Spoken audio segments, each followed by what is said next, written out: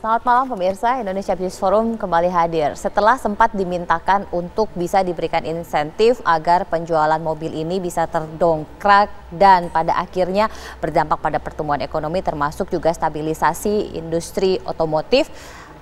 Kebijakan tersebut sudah ditetapkan, tetapi setelah ditetapkan muncul pro dan kontra. Seberapa efektif kemudian penghapusan PPNBM ini bisa menghasilkan target yang kemudian diharapkan. Untuk itulah pada malam hari ini saya Brigita Manohara dan Indonesia Business Forum mengangkat tema mengenai pajak mobil 0% mampukah mendongkrak ekonomi.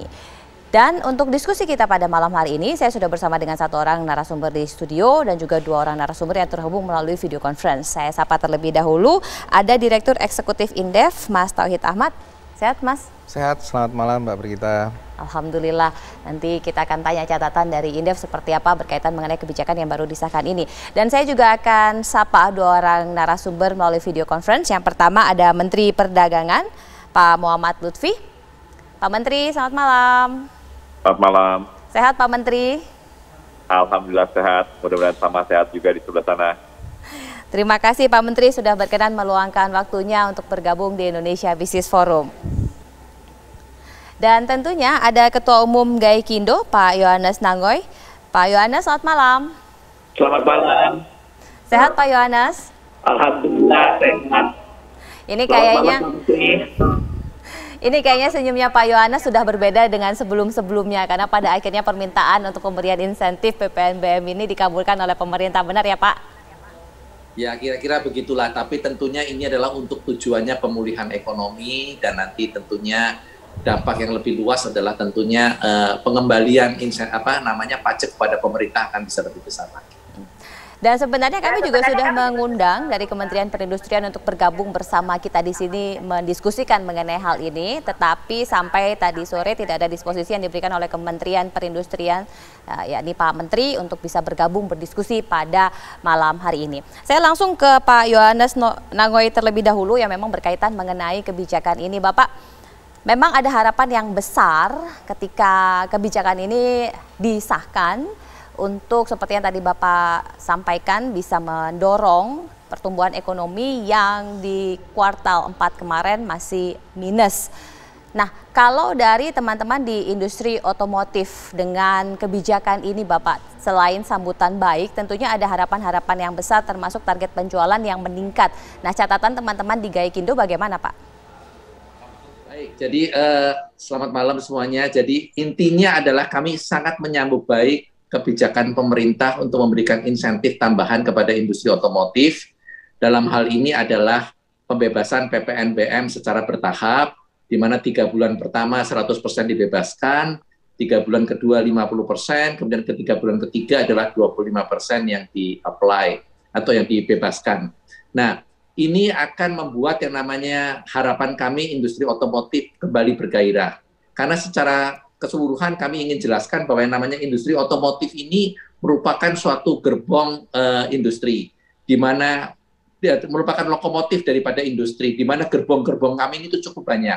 Sehingga secara total ada sekitar 1,5 juta pegawai yang terlibat di dalam industri otomotif, tidak termasuk industri keuangan yang khusus menangani otomotif seperti lembaga keuangan ataupun financing, perusahaan-perusahaan financing untuk mobil, asuransi untuk mobil, itu kami tidak hitung. Dengan 1,5 juta pegawai itu cukup besar. Dan juga yang namanya kami boleh dikatakan telah swasembada mobil untuk kebutuhan dalam negeri dan juga kita surplus ekspor dibandingkan impor. Kita di tahun 2019 mengekspor lebih dari 300.000 mobil dan hanya mengimpor kira-kira sekitar 80.000 mobil.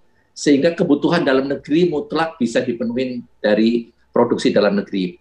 Nah, yang mengkhawatirkan adalah setelah terjadinya pandemi COVID ini, maka industri kita itu mengalami tekanan yang luar biasa.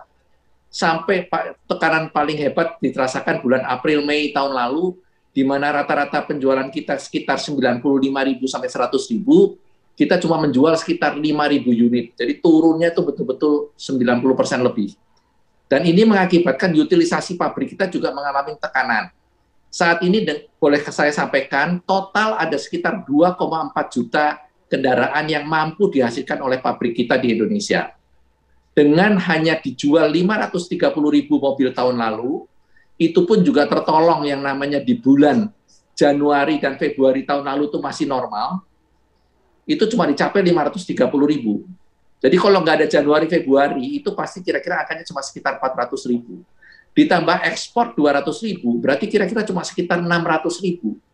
Dibandingkan dengan 2,4 juta kapasitas, itu sangat membahayakan.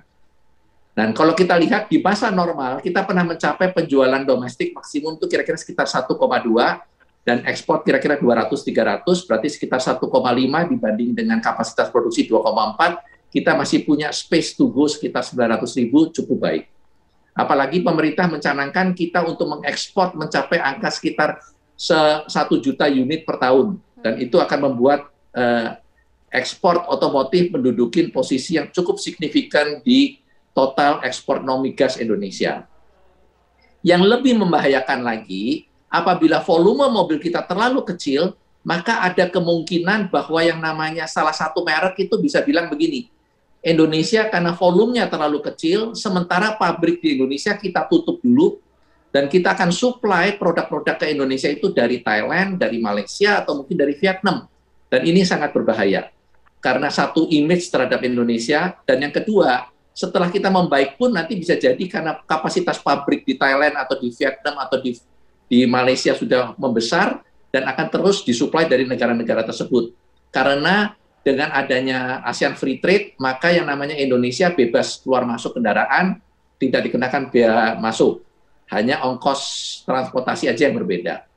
Dan ini dengan adanya langkah pemerintah untuk memberikan dukungan kepada Gaikindo ataupun kepada industri otomotif, memberikan insentif dalam bentuk PPNBM, tentunya akan bisa memicu industri otomotif untuk kembali lebih cepat untuk pulih seperti kondisi semula, sehingga in return yang namanya kita tidak perlu mem-PHK pegawai-pegawai kita, ekonomi mulai berputar, dan tentunya kembalinya adalah kita bisa membayar pajak dengan normal kepada pemerintah lagi.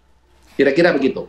Ya, ada 1,5 juta pegawai yang diperkirakan terlibat di industri ini, termasuk juga target 1 juta ekspor yang nantinya ini bisa mendorong penambahan pendapatan bagi negara.